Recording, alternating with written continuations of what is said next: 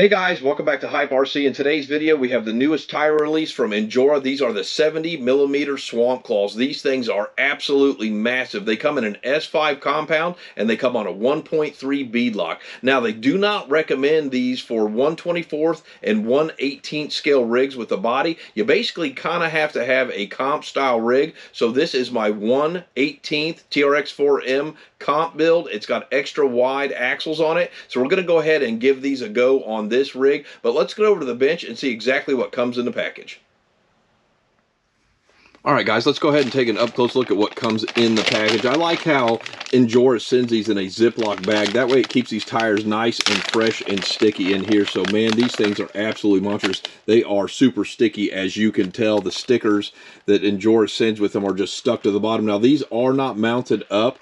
These wheels are just sitting inside the tire. That is a nice negative offset, which you're definitely going to need with a wheel this big. These bead locks actually look pretty darn sharp. Now, this thing is super sticky, super aggressive. I love how meaty that is. They do come with foams inside, so we'll go ahead and get these dudes mounted up. Now, just for a size comparison, this is an Injora 62mm tire, and I mean, you can tell that these things are just absolutely massive, much wider and much taller. I love the fact that they come on a 1.3 beadlock wheel. That way there's not a huge amount of sidewall and you don't get a ton of roll when you're doing some side hilling. So let's go ahead and get these dudes mounted up and go out and hit the rocks.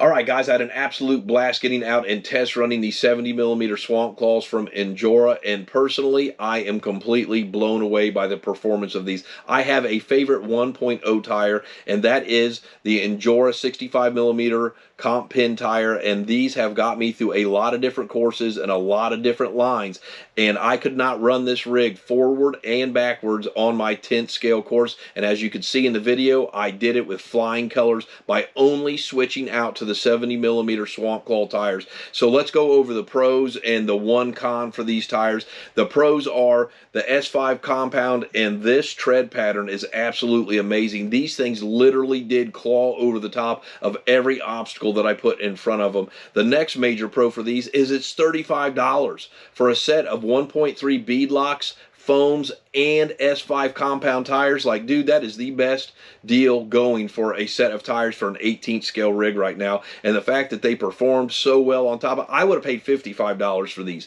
$35 is an absolute steal. Next, the looks. So the looks of these things just look so aggressive. Any rig that you put these on, man, is going to add a little bit of extra, you know, pop to that rig, you know, and that gets us to the one con. So the only con for this is the fact that the size of these really limit the kind of rig that you can put these on. You know, Injora really says not a standard 1/24 or 1/18 scale rig. Like, these are not going to fit on a box stock TRX4M by any means. There's no way, there's not enough clearance. So you can really only put these on like a comp chassis. I tried them on my Tarantula and they actually ran into the shocks, but I think if I buy a wider set of either hex spacers or axles, these will fit on my Tarantula. But this set is staying on this rig. I'm going to buy another set and widen out my Tarantula just to make these tires fit on there. So I absolutely love them. I highly recommend going out and spending the $35 and getting yourself a set if you've got a rig that these will fit on. So don't forget to support your local hobby shops. Bash, crawl, repeat. Hit that subscribe and like button for me and ring the bell so you can catch my next video. We'll see you next time.